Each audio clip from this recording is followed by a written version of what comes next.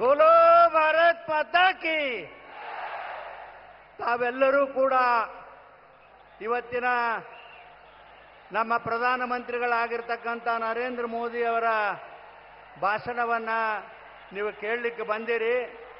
ನಿಮ್ಮೆಲ್ಲರಿಗೆ ವಿನಂತಿಯ ಪೂರ್ವಕ ನಾನು ಹೇಳೋದು ಎರಡು ಮಾತು.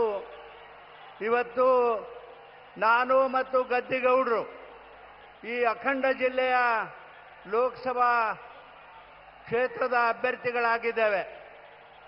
ನಮ್ಮ ಜೀವನದಲ್ಲಿ ನಮಗೆ ಬೇರೆ ಏನೂ ಆಶೆ ಇಲ್ಲ.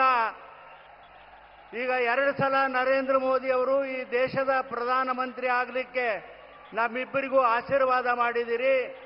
ಮತ್ತೊಂದು ಸಲ 3ನೇ ಸಲ ಈ ದೇಶದ ಪ್ರಧಾನಮಂತ್ರಿ ಆಗಲಿಕ್ಕೆ ನಮ್ಮಿಬ್ಬರಿಗೆ ತಾವೆಲ್ಲರೂ ಕೂಡ ಆಶೀರ್ವಾದ ಮಾಡಬೇಕು ಅಂತೇಳಿ ಕೇಳಿ ತಮ್ಮೆಲ್ಲರಿಗೂ ವಂದಿಸಿ ನಾನು 2 ಮಾತು ಮುಗಿಸ್ತೀನಿ.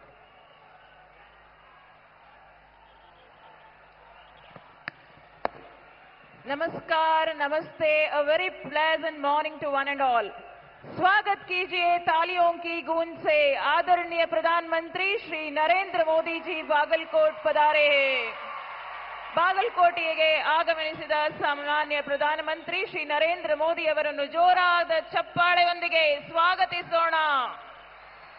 जिनके एक एक कदम राष्ट्र विकास की ओर तेजी से बढ़ रहा है, जिनसे हमारी आत्मविश्वास बढ़ा है, राष्ट्र और विश्व का विश्वास बढ़ा है, जिनके मानव कल्याण नीतियों से और वसुदैव कुटुंब का साकार होते हुए देखकर भाग्यश्री हंडी, श्रीमती अनीता सरोदे, श्रीमती महादेवी हडपद, श्रीमती शोभा टिकारे, श्रीमती अश्विनी पटन शेट्टी, श्रीमती चंदीबाई जाधव, श्रीमती स्वप्ना कनमुचनाल एंड श्रीमती सविता होसूर. बोलो भारत माता की. Prime minister Narendra Modi G ಅವರ ಸ್ವಾಗತ ಕಂಬಳಿ ಹೊದುವಿಕೆ ಶ್ರೀ ವೀರಣ್ಣ ಚರಂತಿಮಠ ಅವರಿಂದ.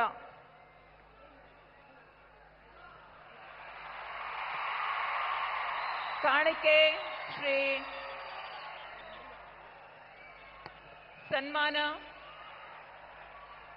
ಶ್ರೀ ಶಾಂತಗೌಡ ಟಿ ಪಾಟೀಲ್, ಶ್ರೀ ಆರ್.ಎಸ್. ಪಾಟೀಲ್, ಶ್ರೀ ಪಿ.ಸಿ. ಗದ್ದಿಗೌಡರ್, ಶ್ರೀ ರಮೇಶ್ ಜಿಗಜಿಣಿ ಅವರಿಂದ ಪ್ರಧಾನಮಂತ್ರಿಗೆ ಆದರದ ಸ್ವಾಗತ ಸನ್ಮಾನ.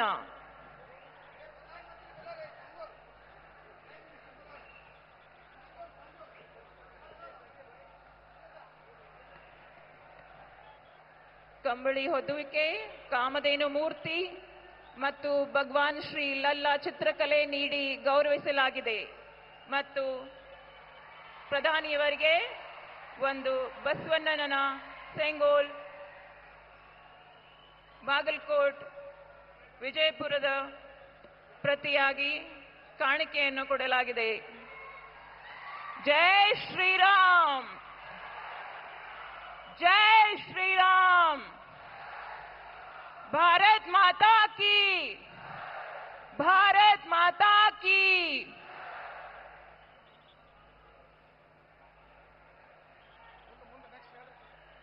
Honorable Prime Minister ji, thank you for the movement called Sabka Saath, Sabka Vikas, Sabka Vishwas, Sabka Prayas.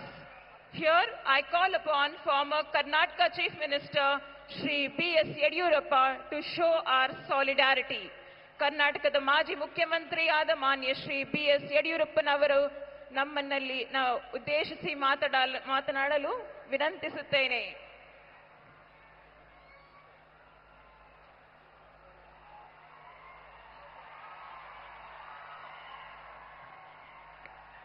बोलो भारत माता की. 2 ಕೈ ಎತ್ತಿ ಹೇಳಬೇಕು. ಜೈ ಶ್ರೀರಾಮ್, ಜೈ ಶ್ರೀರಾಮ್.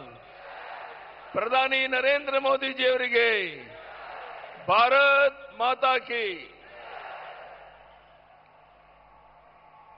ಇಡೀ ವಿಶ್ವವೇ ಮೆಚ್ಚಿರುವಂತ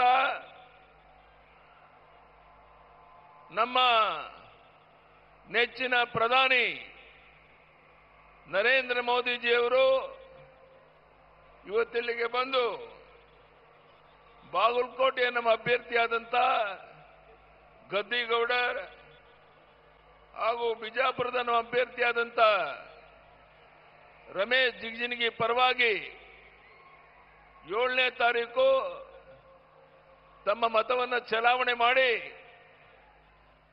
ಇಬ್ಬರನ್ನ ಸುಮಾರು 2 ಲಕ್ಷಕ್ಕೂ ಹೆಚ್ಚಿನ ಅಂತರದಲ್ಲಿ ಗೆಲ್ಲಿಸಿಕೊಡಬೇಕು ಅಂತ ಕೇಳಕ್ಕಿಲ್ಲಿಗೆ ಬಂದಿದ್ದಾರೆ.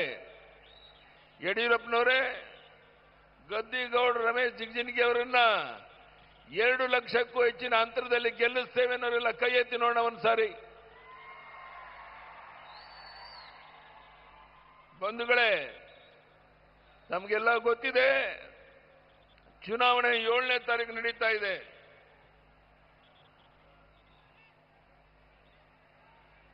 ರಾಜ್ಯದಲ್ಲಿ ಭೀಕರ ಬರಗಾಲ, ಕುಡಿಯೋ ನೀರಿನ ಹಾಹಾಕಾರ, ಜಲಾಶಯಗಳಲ್ಲಿ ನೀರಿಲ್ಲ, ರೈತ ಸಂಕಷ್ಟದಲ್ಲಿದ್ದಾನೆ, 100ಕ್ಕೆ 90 ಭಾಗ ಬಿತ್ತನೆ ಆಗಿಲ್ಲ. ಇಂಥ ದಾರುಣ ಪರಿಸ್ಥಿತಿ ಇದ್ರೂ ಸಹ ಈ ಸರ್ಕಾರ ಕೈ ಕಟ್ಟಿ ಕುಂತಿದೆ.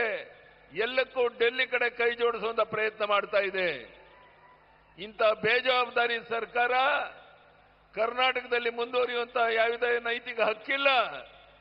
ಈ ರೀತಿಯ ಒಂದು ವಿಷಮ ಪರಿಸ್ಥಿತಿನಲ್ಲಿ ಕೇಂದ್ರ ಸರ್ಕಾರ ಏನು ಸಹಕಾರವನ್ನು ನೀಡಬೇಕು ಅದನ್ನು ನೀಡಿದೆ.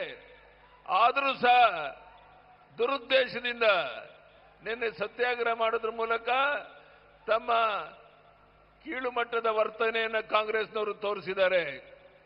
ಇದನ್ನ ಸಹಿಸಕ್ಕೆ ಸಾಧ್ಯ ಇಲ್ಲ. ನಾನು ನಿಮ್ಮಲ್ಲಿ ಕೈ ಜೋಡಿಸಿ ಪ್ರಾರ್ಥನೆ ಮಾಡ್ತೇನೆ. ತಾವೆಲ್ಲ ಪ್ರಧಾನಿ ನರೇಂದ್ರ ಮೋದಿಯವರ ಮಾತನ್ನ ಕೇಳಕ್ಕೆ ಕಾತುರದಿಂದ ಕುಂತಿದ್ದೀರಾ. ರಾಜ್ಯದಲ್ಲಿ ಕಾನೂನು ಸುವ್ಯವಸ್ಥೆ ಸಂಪೂರ್ಣ ಹದಗೆಟ್ಟಿದೆ. ಈಗಾಗಲೇ 14 ಲೋಕಸಭಾ ಕ್ಷೇತ್ರದ ಚುನಾವಣೆ ಮುಗಿದಿದೆ. 7ನೇ ತಾರೀಕು ಉಳಿದ 14 ಲೋಕಸಭಾ ಕ್ಷೇತ್ರದ ಚುನಾವಣೆ ನಡೆಯೋದಿದೆ. ನಾನು ಹೇಳ್ಬೋದಾ ಮೋದಿ ಅವರಿಗೆ 28ಕ್ಕೆ 28 ಲೋಕಸಭಾ ಕ್ಷೇತ್ರ ಗೆಲ್ಲಿಸ್ಕೊಡ್ತೇವೆ ಅಂತ ಹೇಳ್ಬೋದು ಅನ್ನೋದೆಲ್ಲ ಕೈ ಎತ್ತಿ ನೋಡೋಣ ಒಂದ್ಸರಿ. ಆ ರೀತಿ ನೀವು ಮಾಡೋದ್ರಿಂದ ಪ್ರಧಾನಿ ನರೇಂದ್ರ ಮೋದಿ ಅವರ ಕೈಯನ್ನು ಬಲಪಡಿಸಂತಾಗುತ್ತೆ.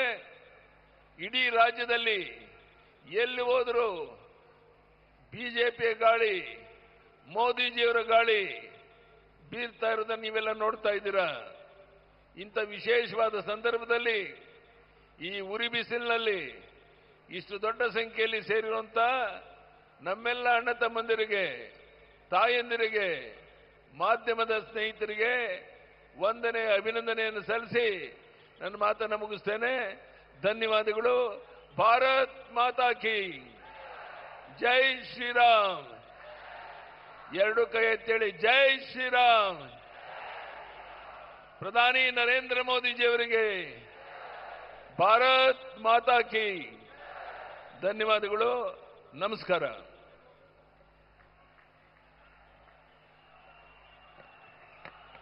ಬಾಗಲಕೋಟ್ ವಿಜಯಪುರ ಜನತೆ ಕಾತುರದಿಂದ ಕಾಯುತ್ತಿದ್ದ ಕ್ಷಣ ಈ ಕ್ಷಣ.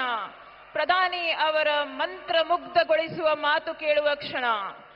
जिंदगी की इस खड़ी धूप में आप हमारे लिए छांव हो. आप हमारे देश की नहीं सारे जग की शान हो.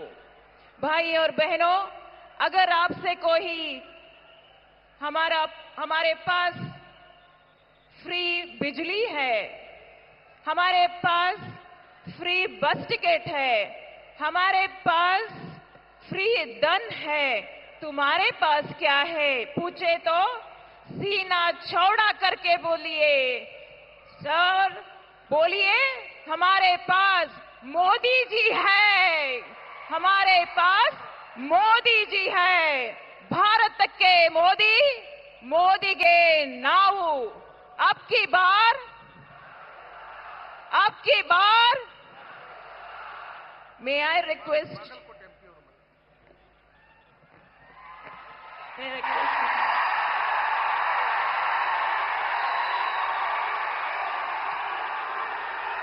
भारत माता की, भारत माता की, भारत माता की. ಬಾಗಲಕೋಟೆಯ ಮತ್ತು ವಿಜಯಪುರದ ನನ್ನ ಸೋದರ ಸೋದರಿಯರಿಗೆ नमस्कारಗಳು। मैं मां बनशंकरी को प्रणाम करता हूं। इस मन से गुरु बसवन्ना और सिद्धेश्वर स्वामी को भी नमन करता हूं। साथियों, आज सुबह ही हमें एक दुखद खबर मिली है। संसद में मेरे साथी बीजेपी के वरिष्ठ नेता और सामाजिक न्याय के अग्रणी सिपाही श्रीनिवास प्रसाद जी अब हमारे बीच नहीं रहे। श्रीनिवास प्रसाद जी कर्नाटका की चामराजनगर से सांसद थे। श्रीनिवास जी जमीन से जुड़े नेता थे, सच्चे अर्थ में जननेता थे। अपने इतने दशकों के सामाजिक जीवन में उन्होंने हर क्षण गरीबों, शोषितों, वंचितों की सेवा की। उन्होंने केंद्र और राज्य सरकार में कई अहम मंत्रालयों को भी दायित्व संभाला था। दलित वर्ग के सामाजिक उत्थान के लिए उन्होंने जो प्रयास किए, उन्हें हमेशा याद किया जाएगा। ईश्वर उन्हें सद्गति दे। उनके परिवार और समर्थकों के साथ मेरी संवेदनाएं हैं। साथियों, 2024 का चुनाव भारत का भविष्य तय करेगा। ये चुनाव विकसित भारत के संकल्प का चुनाव है। ये चुनाव आत्मनिर्भर भारत की सिद्धि का चुनाव है। हमारा संकल्प है कि नेक्स्ट कुछ ईयर्स में, आने वाले कुछ सालों में भारत विश्व की टॉप 3 इकोनॉमी बने। आप मुझे बताइए कि भारत को दुनिया की तीसरी बड़ी आर्थिक शक्ति कौन बनाएगा? कौन बनाएगा? कौन बनाएगा? कौन बनाएगा? जी नहीं, आपका एक वोट बनाएगा। आपके वोट की ताकत है जो मोदी को मजबूती देगी और तब जाकर के देश दुनिया में टॉप 3 इकोनॉमी बन जाएगा। हमारा संकल्प है कि हम भारत को मैन्युफैक्चरिंग हब बनाएं। हम भारत को स्किल सेंटर बनाएंगे। और ये संकल्प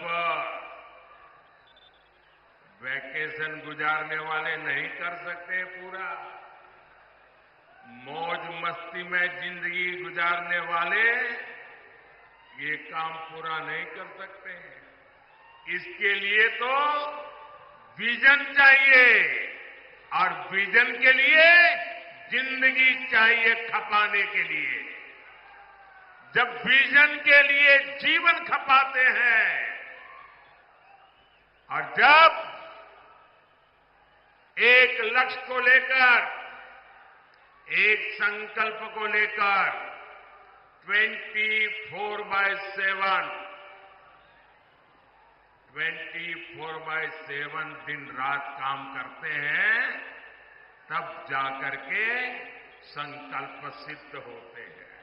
और इसलिए मोदी का विजन भी क्लियर है और मोदी का जीवन भी 24/7 फॉर 2047। और इसलिए आज पूरा देश कह रहा है, फिर एक बार, फिर एक बार, फिर एक बार, फिर एक बार, फिर एक बार। जरा एसपी जी वाले, ये बच्ची एक तस्वीर लेके आई है, कब से खड़ी रही है, उसकी तस्वीर ले लीजिए। बेटा please write down your name and address. मैं आपको चिट्ठी जरूर भेजूंगा। जरा उनसे एसपी जी के लोग फोटो ले लेना। आप हाथ नीचे करो बेटा, वो ले लेंगे। अब आओ, हाथ थक जाएगा आपका। हाँ।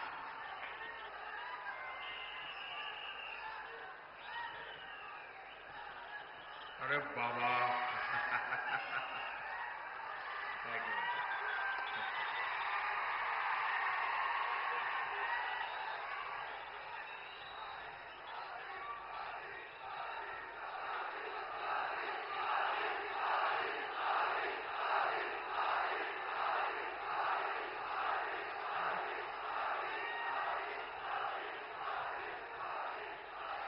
साथियों, जिस कांग्रेस का एकमात्र काम सरकार में रहते हुए देश को लूटना है, उसे क्या आप इतने बड़े देश की जिम्मेवारी दे सकते हैं? मेरा सवाल अगर आप समझ सके तो जवाब देना। जवाब देंगे? जवाब देंगे? आप मुझे बताइए, जिस कांग्रेस का इतिहास देश को लूटने का रहा है, क्या ऐसी कांग्रेस के हाथ में अब हम इतना बड़ा देश दे सकते हैं क्या? कांग्रेस के हाथ में देश दे सकते हैं क्या? कांग्रेस ने 60 साल के अपने शासन में जो उनकी पहचान बनी है, वो उनके पापों के कारण बनी है। भाइयों और बहनों, कांग्रेस पार्टी ने यहां कर्नाटका को भी अपनी लूट का एटीएम बना दिया है। इतने कम समय में ही इन लोगों ने कर्नाटका का सरकारी खजाना खाली कर दिया। हालत ये हो गई है कि विधायकों को विकास के लिए मिलने वाली विधायक निधि का पैसा तक समय से नहीं मिल पा रहा है। और यहां के सरकारी कर्मचारी, मैं आपको अंदर की बात बताता हूं, क्योंकि भारत सरकार के पास इनकी अंदरूनी जानकारियां होती है, और मैं आपको चेतावनी चौंकाना चाहता हूं। वो दिन दूर नहीं है जब कर्नाटका सरकार यहां के सरकारी मुलाजिमों को पेमेंट तक नहीं दे पाएगी, पेमेंट तक नहीं दे पाएगी। आपके बच्चे भूखे मर जाएं, ऐसी स्थिति ये लोग पैदा करके रखेंगे। जनहित की ऐसी कोई योजना नहीं जो कांग्रेस के भ्रष्टाचार का शिकार न हुई। और इसलिए तो देश के सभी अनुभवी लोग कहते हैं, इतिहास भी कहता है, कांग्रेस आई तबाही लाई, कांग्रेस आई तबाही लाई। साथियों, कर्नाटका में कांग्रेस सरकार नहीं चला रही है। कांग्रेस पार्टी यहां वसूली गैंग चला रहा है, वसूली गैंग चला रहा है। पूरी सरकार इसी प्लानिंग में लगी हुई है कि कहां से वसूली हो, खजाने में पैसा आए और उसको लूटकर अपनी तिजोरी भरें। हमारा कर्नाटका और बेंगलुरु, जिसे दुनिया में टेक हब पर जाना जाता है, टेक हब के रूप में पूरे विश्व में हमारे कर्नाटका ने देश का नाम ऊंचा किया। आज कांग्रेस सरकार ने ये टेक हब को टैंकर हब बना दिया, टैंकर हब बना दिया। पानी के लिए टैंकर माफिया लोग मनमानी वसूली कर रहे हैं और इसका भी कमीशन कांग्रेस के लोगों तक पहुंच रहा है। लेकिन कांग्रेस इतने से संतुष्ट नहीं है। ये लोग 2G स्कैम जैसा लाखों करोड़ के घोटालों वाला स्कैम करने के लिए सपने देख रहे हैं। आप मुझे बताइए, 7 मई को कर्नाटका को लूटने वालों को सजा मिलनी चाहिए कि नहीं मिलनी चाहिए? सजा मिलनी चाहिए कि नहीं मिलनी चाहिए? कांग्रेस के भ्रष्टाचार का हिसाब करना चाहिए कि नहीं करना चाहिए? चून चून करके कांग्रेस को साफ करना चाहिए कि नहीं करना चाहिए? करेंगे? पूरे कर्नाटका में कर देंगे, हमारे बागलकोट में भी कर देंगे, पूरे इस क्षेत्र में कर देंगे। साथियों, मोदी जनता के बीच अपना रिपोर्ट कार्ड को लेकर आता है। हमने कर्नाटका और उस क्षेत्र के लिए कितना काम किया, ये भी आपके सामने है। हमारी सरकार कर्नाटका में कई एयरपोर्ट बना रही है। इनमें से एक बीजापुर में भी तैयार हो रहा है। बागलकोट रेलवे स्टेशन को अमृत स्टेशन के रूप में डेवलप किया जा रहा है।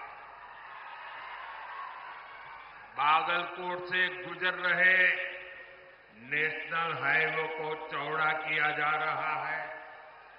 इससे बादामी, पट्टदकल और आइहोले जैसे ऐतिहासिक जगहों पर पर्यटन को बढ़ावा मिलेगा। साथियों, पिछले 10 वर्षों में मोदी ने उस वर्ग की चिंता की है जिसे कांग्रेस ने बदहाली का जीवन जीने पर मजबूर कर दिया था। आज ये लोग बयान देते हैं और पता नहीं क्या क्या बोल रहे हैं। ये कहते हैं एक झटके में गरीबी हटा देंगे। अरे 60 साल हो गए, तुम कुछ नहीं कर पाए यार, ये क्यों ऐसे दावे मार रहे हो? सर, इनकी कई पीढ़ियां इस बात का गवाह है कि वंचित वर्ग के लिए इनकी मानसिकता क्या रही। करोड़ों परिवार इस देश में जीवन की मूलभूत जरूरतों से वंचित थे। उनके दुख उनकी तकलीफ से कांग्रेस और उनके साथियों के कोई वास्ता नहीं था।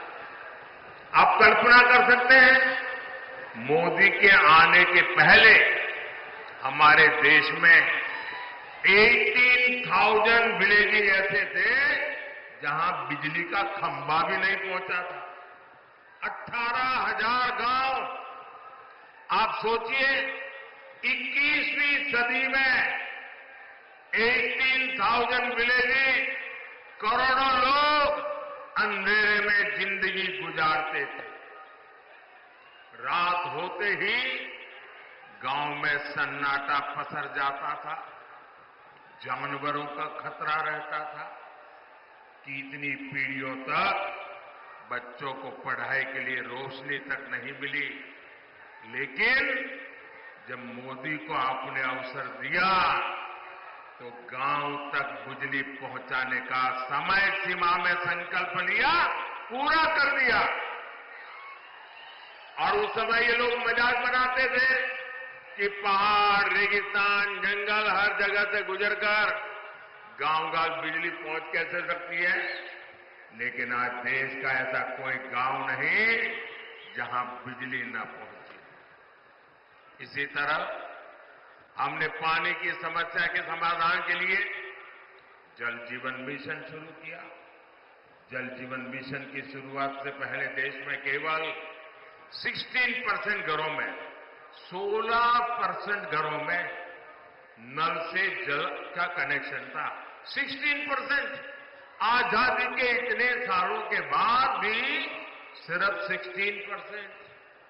मोदी ने 5 इयर्स में 75% से ज्यादा घरों तक पानी पहुंचा दिया।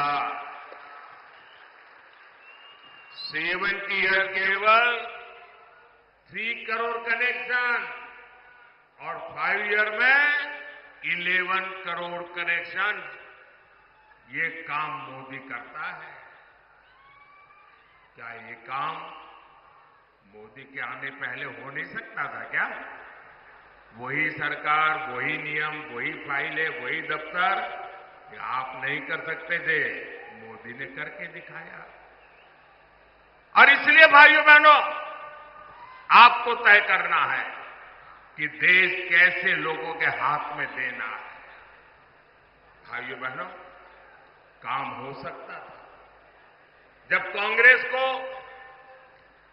गरीब की, वंचित की रत्ती पर थोड़ी सी भी चिंता होती, लेकिन कांग्रेस को कभी गरीब की, वंचित की, दलित की, पिछड़ों की उनको परवाह ही नहीं थी। साथियों, कांग्रेस का यही रवैया हमारे बॉर्डर विलेजेस के लेकर रहा। सीमावर्ती गांवों को कांग्रेस सरकारें जानबूझकर विकास से वंचित रखती थी, वैसे अपनी रणनीति का हिस्सा बताते थे। यानी करोड़ों लोगों को कांग्रेस ने अपनी राजनीति के तहत बदहाली का जीवन जीने के लिए मजबूर कर रखा था। मोदी ने ये विकास विरोधी सोच बदली। हमने सीमा पर बसे गांवों को आखिरी नहीं, देश का पहला गांव कहना और उसको उस प्रकार से ट्रीट करने का निर्णय किया।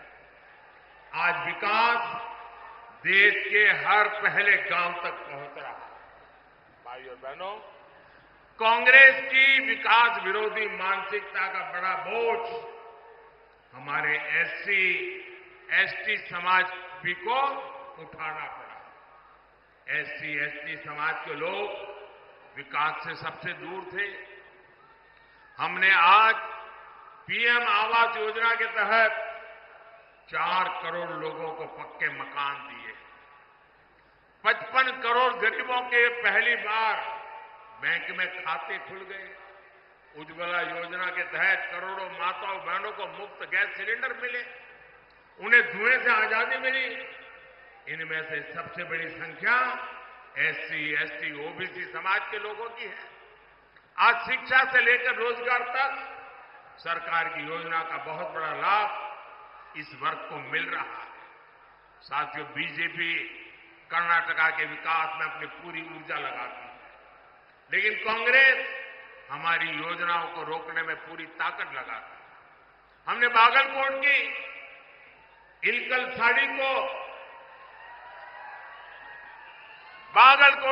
साड़ी उसको वन डिस्ट्रिक्ट वन प्रोडक्ट योजना में शामिल किया, ताकि यहां के बुनकरों को, जिन्हें आप नेकारा कहते हैं, उनकी इनकम बढ़े। लेकिन कांग्रेस हमारे बुनकर भाई बहनों की जरूरतों पर ध्यान नहीं दे रहे। साथियों, यहां भी मंच पर हमारे येदियुरप्पा जी भी है। उन्होंने किसानों के कल्याण के लिए अपना जीवन समर्पित कर दिया। किसानों का हित बीजेपी की प्राथमिकता रहा। हमने हाल ही में शुगर केन का मूल्य बढ़ाया है। इथेनॉल के जरिए हम गन्ना किसानों की इनकम बढ़ा रहे हैं। लेकिन कर्नाटका सरकार ने सिंचाई परियोजनाओं को रोककर पानी का संकट खड़ा करके किसानों को परेशानी में डाल दिया है। साथियों, मैं आप सबको कांग्रेस के एक और खतरनाक गेम के बारे में आगाह करना चाहता हूं। जब से यहां कांग्रेस की सरकार बनी है, तब से कैसी कैसी घटनाएं हो रही हैं, ये आप जरा चिंता का विषय है। उसको एक साथ जोड़ करके देखिए, उसको टुकड़ों में मत देखना। आप सोचिए भाइयों बहनों, हुबली में क्या हुआ, हमारी एक बेटी के साथ क्या हुआ।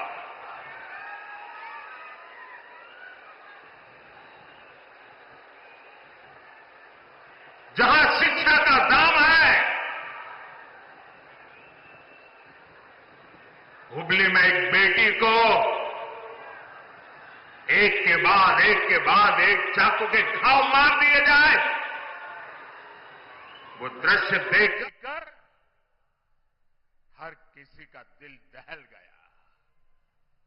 लेकिन यहां की पूरी सरकार वोट बैंक को बचाने के लिए बेटी के सम्मान पर ही हमला करने में जुट गई। तुष्टीकरण के लिए कांग्रेस किसी भी हद को पार कर सकती है। साथियों, कर्नाटका में कट्टरपंथी ताकतें बेलगाम हुई है। कोई दुकानदार अपनी दुकान के भीतर हनुमान चालीसा सुनता है तो उस पर हमला हो जाता है। राजधानी बेंगलुरु तक में दिन दहाड़े आतंकी हमला होता है, बम फूटता है, और सरकार पहले क्या बोलती है, कहती है गैस का सिलेंडर फटा है। ये गैस का सिलेंडर फटा है कि तुम्हारा दिमाग फटा है। बाद में कहते हैं ये बिजनेस राइवलरी थी। भाइयों बहनों, ये नॉर्मल क्राइम की घटनाएं नहीं है। ये आतंकवाद की, कट्टरतावाद की मानसिकता है, और कांग्रेस सिर्फ वोट पाने के लिए इस मेंटालिटी को प्रोटेक्ट कर रही है, प्रमोट कर रही है। साथियों, कांग्रेस की वोट बैंक की राजनीति के चलते अब देश में एससी एसटी के अधिकार भी सुरक्षित नहीं है। एक और बीजेपी सरकार ने कर्नाटका में तलवारा समुदाय को एसटी का दर्जा दिया था।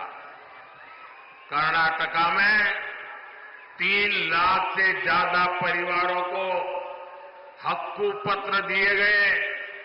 लेकिन कर्नाटका में कांग्रेस ने संविधान बदलने, एससी एसटी ओबीसी का हक छीनने का अभियान शुरू किया है। हमारा संविधान धर्म के आधार पर रिजर्वेशन की बात नकारता है, नहीं स्वीकारता है। लेकिन कर्नाटका की सरकार ने ओबीसी रिजर्वेशन का हिस्सा मुस्लिमों को दे दिया है। ये इतने से भी नहीं मानेंगे, इन्होंने पहले भी अपने मैनिफेस्टो में धर्म के आधार पर रिजर्वेशन देने के लिए कानून बनाने की बात कही। इस बार भी इनके मैनिफेस्टो में ऐसे ही सिग्नल है और मैं देख के मेरे दलित भाई बहनों को, मेरे एसटी भाई बहनों को, मेरे ओबीसी भाई बहनों को, मैं आपको कांग्रेस के मंसूबों से चेतने की जरूरत समझिए। ये लोग धर्म के आधार पर अपने वोट बैंक को सुरक्षित रखने के लिए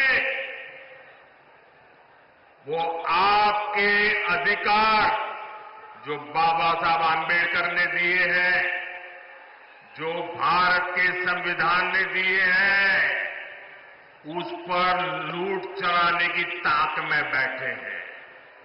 उनको लगता है कि आज पार्लियामेंट में सबसे ज्यादा एससी एमपी बीजेपी के हैं, सबसे ज्यादा एसटी एमपी बीजेपी के हैं, सबसे ज्यादा ओबीसी एमपी बीजेपी के हैं और इसलिए उनको लगता है अब एससी एसटी ओबीसी तो बीजेपी का हो गया और अब माइनॉरिटी के ऊपर भरोसा करने के लिए एससी एसटी ओबीसी का लूटो, माइनॉरिटी को दे दो। क्या आप ये चलने देंगे? क्या ये स्वीकार करेंगे क्या? और मैं मेरे दलित भाई बहनों को, मैं मेरे आदिवासी भाई बहनों को, मैं मेरे ओबीसी भाई बहनों को आज गारंटी देता हूं, मैं कांग्रेस के ऐसे किसी मंसूबों को सिद्ध नहीं होने दूंगा। आपके अधिकारों की रक्षा के लिए, आपके आरक्षण की रक्षा के लिए मोदी किसी भी हद तक जाएगा, ये मैं आपको विश्वास दिलाता हूं। साथियों, आजकल एक और चिंता का विषय मैं आपके सामने रखना चाहता हूं। सोशल मीडिया का जमाना है, टेक्नोलॉजी का जमाना है और बहुत सी चीजें व्हाट्सएप पर, एक्स पर, सब पर आती रहती हैं और हम भी कभी देखे बिना फॉरवर्ड कर देते हैं। मैं सबसे पहले सोशल मीडिया के प्लेटफॉर्म पर काम कर रहा आया। अब दुनिया में भी सबसे ज्यादा फॉलोवर अगर किसी के हैं तो जो पहले 2-3 नाम है उसमें आपका एक मोदी है, क्योंकि मैंने इस ताकत का सदुपयोग किया, समाज से जुड़ने के लिए उपयोग किया, समाज की भावनाओं को समझने के लिए उपयोग किया, सही बात पहुंचाने के लिए उपयोग किया। लेकिन जो लोग चुनाव हार चुके हैं, मैदान खो चुके हैं, ये लोग इन दिनों टेक्नोलॉजी का उपयोग करके फेक वीडियो बना रहे हैं, आर्टिफिशियल इंटेलिजेंस का दुरुपयोग करते हुए मेरी आवाज में ऐसी भद्दी चीजें आजकल सोशल मीडिया में डाल रहे हैं कि बहुत बड़ा खतरा पैदा हो रहा है। और इसलिए मेरी देशवासियों की अपील है कि कोई भी फेक वीडियो आपको नजर आए, आप पुलिस को जानकारी दो, हमारी पार्टी को जानकारी दो, कानूनी लोगों पर कार्रवाई होगी और उनको सबक सिखाया जाएगा। ये देश का कानून किसी के साथ भी प्रकार के खेल खेलने की इजाजत नहीं देता है। मध्य प्रदेश में चुनाव था, अमिताभ बच्चन की आवाज में उन्होंने ऐसी खबरें चलाई, आखिरकार अमिताभ बच्चन को एक एफआईआर करना पड़ा, वो लोग सारे पकड़े गए। ये खेल बहुत बढ़ाया इन लोगों ने हताशा और निराशा में, और इसलिए मेरे भाइयों बहनों, हमें जागरूक रहने की जरूरत है। ये कोई भी फेक चीज आए उस पर भरोसा मत करना। दूसरी एक बात,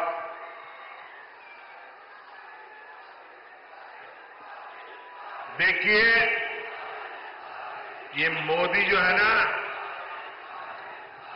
सीना तान करके आंख में आग मिला करके लड़ाई लड़ता है, पीठ के पीछे वार नहीं करता है। आपको याद होगा कि हमारे देश में अचानक एक बार बागलकोट की चर्चा शुरू हो गई थी, आपको याद होगा। जब मैंने बालाकोट में एयर स्ट्राइक किया तो बहुत लोगों को समझ नहीं आया बालाकोट है कहां, तो बागलकोट को ही बालाकोट बांध करके यहां बम गिरे चलाया, आधा पौना घंटा ऐसे ही चला। भाइयों बहनों, मैंने बालाकोट पर एयर स्ट्राइक किया, चोरी छुपे के नहीं किया, एयर स्ट्राइक कर करके प्रेस कॉन्फ्रेंस करके बताया कि आज हमने ऐसा ऐसा किया है और दुश्मन का इतना इतना नुकसान किया है।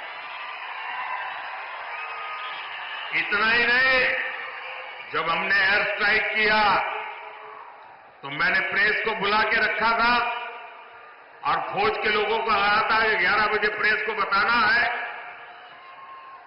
लेकिन मैंने कहा कि उसके पहले मैं पाकिस्तान को टेलीफोन करके सूचना दूंगा कि आज हमने रात को एयर स्ट्राइक की है, तुम्हारे इतने लोगों को मारा, इतनी तबाही की है, उसको बता दूंगा, छुपाऊंगा नहीं। लेकिन पाकिस्तान वाले टेलीफोन पर ही नहीं आते थे, तो मैंने कहा इंतजार करो, हमारे फौज का लोग इंतजार करते थे। करीब 12 बजे बात हुई, उसके बाद मैंने दुनिया को बताया कि मैंने रात को एयर स्ट्राइक किया है और पाकिस्तान के छक्के छुड़वा दिए हैं। भाइयों बहनों, ये मोदी छुपाता नहीं है, न मोदी छिप करके वार करता है, जो भी करता है सामने से करता है, देश के लिए करता है। और आज भी जो लोग मेरे देश के निर्दोष नागरिकों को मारने की हरकत करेंगे, ये नया भारत है, घर में घुस करके मारेगा। साथियों, 7 मई को आपका वोट बैंक की राजनीति करने वालों को जवाब देगा। आपका वोट विकसित कर्नाटका, विकसित भारत की गारंटी बनेगा। मेरा अनुरोध है, बागलकोट से मेरे अनन्य साथी पीसी गड्डीगौड़ जी और बीजापुर से हमारे वरिष्ठ साथी रमेश जिनागी जी को विशाल बहुमत से विजयी बनाइए। आप यहां अपने परिवार में अपने परिचितों से कहिएगा कि मोदी जी आए थे, मोदी जी ने आपको प्रणाम कहा है, हर घर में मेरा प्रणाम पहुंचा देना। मेरे साथ बोलिए, भारत माता की, भारत माता की, भारत माता की। बहुत बहुत धन्यवाद।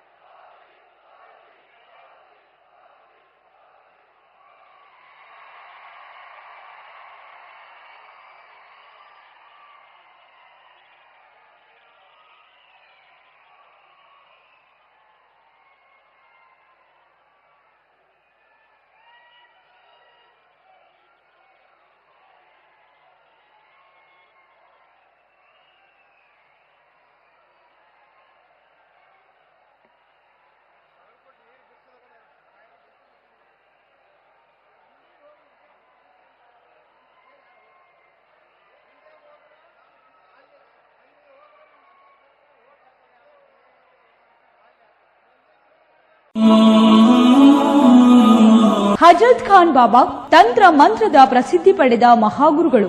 ವಿಜಯಪುರ ನಗರದ ಶ್ರೇಷ್ಠ ಹೆಸರುವಾಸಿಯಾದ ಹಜರತ್ ಖಾನ್ ಬಾಬಾ. ನಿಮ್ಮ ಪ್ರತಿಯೊಂದು ಸಮಸ್ಯೆಗಳ ಬಗ್ಗೆ ಖಾತ್ರಿ ಹಾಗೂ ಸಮಾಧಾನ ಪಡೆಯಿರಿ. ಹಜರತ್ ಖಾನ್ ಬಾಬಾ ವಿಜಯಪುರ ನಗರದಲ್ಲಿ ಕಳೆದ 20 ವರ್ಷಗಳಿಂದ ತಮ್ಮ ಸ್ವಂತ ಮನೆ ವಿಳಾಸದಲ್ಲಿದ್ದು ಸಾರ್ವಜನಿಕರ ವೈಯಕ್ತಿಕ ಸಮಸ್ಯೆ ದೋಷಗಳನ್ನ ಪರಿಹಾರ ಮಾಡುತ್ತಿದ್ದಾರೆ. ಹಜರತ್ ಖಾನ್ ಬಾಬಾ ಸಂತೋಷದ ಸುದ್ದಿ ಕೇಳಿ ಆನಂದ ಆಗಬಹುದು. ಇವರು ಪಿಶಾಚಿ ಮತ್ತು ಭೂತದ ಕಾಟ ಮಾಟ ಮಾಡಿದ್ದು ತೆಗೆಯುತ್ತಾರೆ ಮತ್ತು ಬಹಳ ಕಾಲ ಮಕ್ಕಳಾಗದಿದ್ದರೆ ಹಾಗೂ ದಮ್ಮು, ಹೊಟ್ಟೆ ನೋವು, ಹೆಣ್ಣು ಮಕ್ಕಳ ತೊಂದರೆಗಳು, ಕಾಮಣಿ, ಇಸುಬು ಇವರ ಔಷಧ ಹಾಗೂ ಮಂತ್ರಶಕ್ತಿ, ದಿವ್ಯ ಶಕ್ತಿಯಿಂದ ಹಜರತ್ ಖಾನ್ ಬಾಬಾ ಇವರು ಆರೋಗ್ಯ ಚಿಕಿತ್ಸೆ ನೀಡಿ ನಿಮ್ಮ ಕಷ್ಟ ನೋವುಗಳನ್ನ ದೂರ ಮಾಡಿಕೊಡುತ್ತಾರೆ. ನಿಮ್ಮ ಸಮಸ್ಯೆಗಳಾದ ಮನಸ್ಸಿನ ಇಚ್ಛೆ, ಪ್ರೇಮ ವಿವಾಹ ಸಮಸ್ಯೆ, ನೌಕರಿ ಸಮಸ್ಯೆ, ಪತಿ ಪತ್ನಿಯರ ಸಮಸ್ಯೆ, ಆಸ್ತಿ ವಿಚಾರ, ಮಾಟ ಮಂತ್ರದ ಬಗ್ಗೆ, ಆರೋಗ್ಯ ತೊಂದರೆ, ಗುಪ್ತ ರೋಗಗಳು, ಶತ್ರುಕಾಟ, ಉದ್ಯೋಗ ಸಮಸ್ಯೆ, ಗೃಹ ಸಮಸ್ಯೆ, ಕೋರ್ಟ್ ವಿಚಾರ, ಸಾಲಬಾಧೆ, ಧನ ಸಂಪತ್ತು ಪ್ರಾಪ್ತಿ ಬಗ್ಗೆ,